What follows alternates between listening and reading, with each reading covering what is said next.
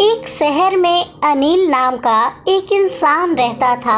अनिल एक कपड़ों की दुकान पर काम करता था। उसकी बहुत साल पहले शादी हो गई थी। अनिल को हमेशा से लड़का चाहिए था। लड़का यह वंश का कुल दीपक होता है, पिता का नाम रोशन करता है और बुढ़ापे का सहारा होता है। पर लड़की शादी करके चली जाती है।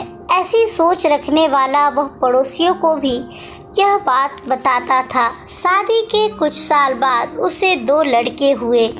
बड़े बेटे का नाम करण और छोटे बेटे का नाम किशन रखा। बाद में कुछ सालों बाद उसकी पत्नी का निधन हो गया। उसके बाद उसी ने उन दोनों बेटों का ख्याल रखा। समय बीता और उसके दोनों बेटे बड़े हो गए और अब दोनों बेटे नौकरी कर रहे थे। दोनों की शादी भी हो गई। शादी होने के बाद भी वह सब एक साथ ही रहते थे। कुछ साल एक साथ खुशी में गए, लेकिन बाद में दोनों भाई एक दूसरे के साथ झगड़ा करने लगे। दोनों बहुओं में छोटी छोटी बातों पर मतभेद होने लगी। यह सब देखकर अनिल को बहुत बुरा लगता था। अब दोनों ने अलग रहने का निर्णय ले लिया और वो अलग हो गए। फिर पिताजी का ख्याल कौन रखेगा, ऐसा सवाल निर्माण हुआ। दोनों बेटे एक एक महीना संभालेंगे, ऐसा तय किया। अनिल एक बेटे के साथ 1 महीने के लिए रहने लगा, फिर दूसरे बेटे के पास 1 महीना, ऐसा उसका बंटवारा हुआ।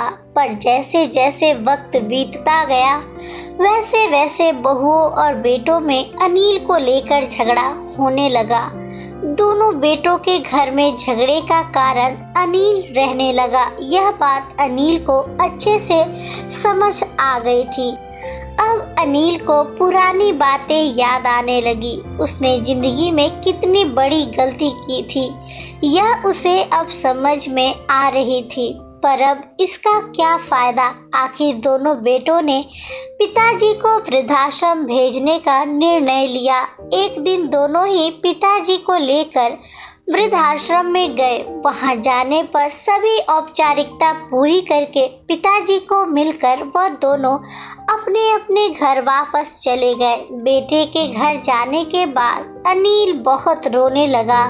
उसके बाद वृद्धाश्रम में के कई लोगों ने उसे समझाया, पर वो बहुत दुखी हो गया था। अनिल को वृद्धाश्रम में आकर 8-10 दिन हो गए थे। वह किसी से भी बातचीत नहीं करता था और एक पेड़ के नीचे बैठकर विचार में मग्न रहता था। वहाँ के लोग उसे पूछते थे, पर उसने किसी को भी कुछ भी नहीं बताया। कुछ दिनों में वह एक व्यक्ति से थोड़ा बहुत बोलने लगा। बाद में दोनों की अच्छी दोस्ती हो गई। एक दिन वह दोनों बैठे थे, तब वह व्यक्ति अनिल को अपनी कहानी बताने लगा। वो बोला कि मुझे एक ही बेटा है। वो मेरे साथ छोटी मोटी बातों पर झगड़ा करता था। इस बात को मैं बहुत ऊब गया था। इस वजह से मैंने वृद्धाश्रम में रहने का निर्णय लिया।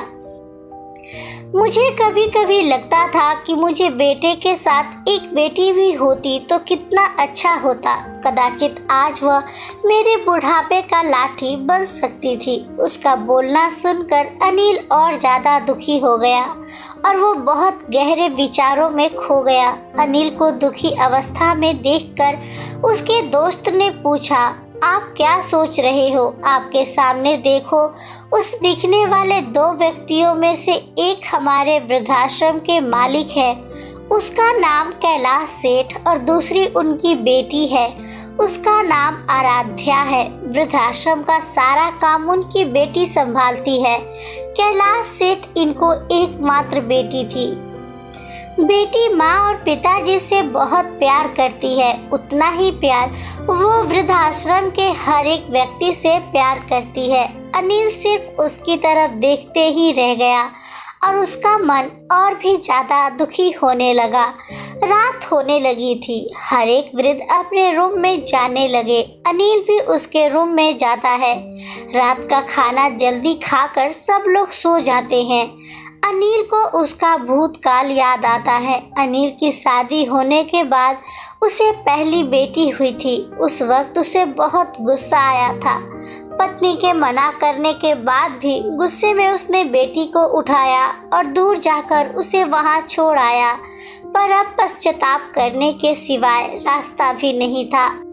अनिल को रात भर नींद नहीं आई। दूसरे दिन वृद्धाश्रम में एक छोटा सा प्रोग्राम था। हर एक जन जल्दी उठते हैं और अपने अपने काम में लग जाते हैं। दोपहर को सब लोग हॉल में एकत्रित हुए।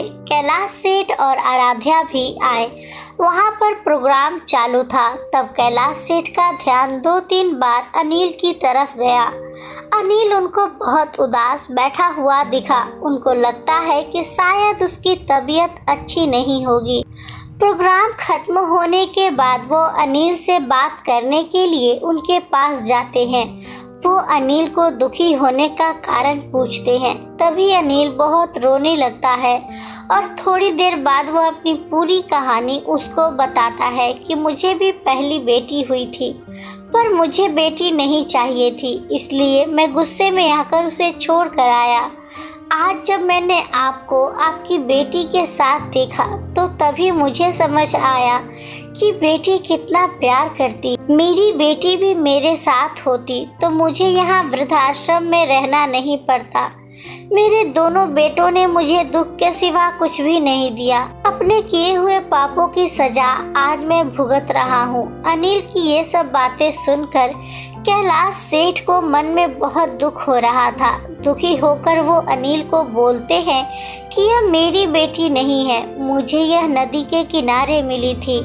मैं उसे घर ले आया और बहुत प्यार से बड़ा किया। मैं और मेरी पत्नी इससे बहुत प्यार करते हैं और वो हम दोनों से भी उतना ही प्यार करती है।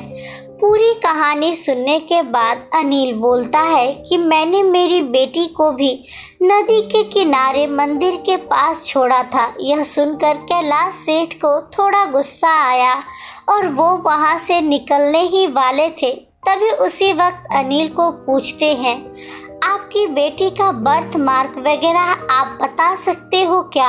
अनिल ने तुरंत जवाब दिया, हाँ बता सकता हूँ। उसके बाएं हाथ पर और पैर पर एक एक उंगली ज्यादा थी।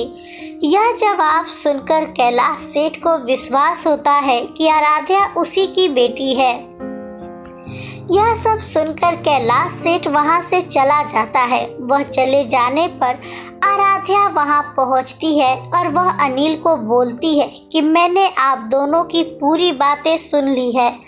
आपने मेरे बारे में जो भी कहा वह सुनकर मेरा मन बहुत दुखा है। एक पिता खुद की बेटी के बारे में ऐसा निर्णय ले सकते हैं, यह सुनकर मुझे बहुत बुरा लगा।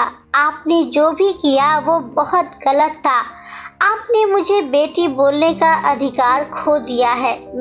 मैं आपकी बेटी होकर भी आप मुझे रास्ते पर छोड़कर चले गए थे और मैं उनकी बेटी न होते हुए भी उन्होंने मुझ पर जान निछावर कर दिया। इसलिए वही मेरे सच्चे पिता है।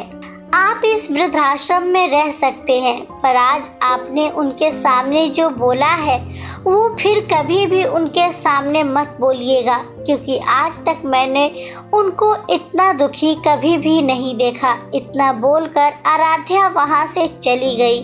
अनिल सिर्फ आंखों में आंसू लाकर उसकी तरफ देखता रह गया और अपने नसीब को दोष देता रहा। दूसरे दिन सुबह किसी को भी न बताते हुए अनिल वृद्धाश्रम छोड़कर चला गया।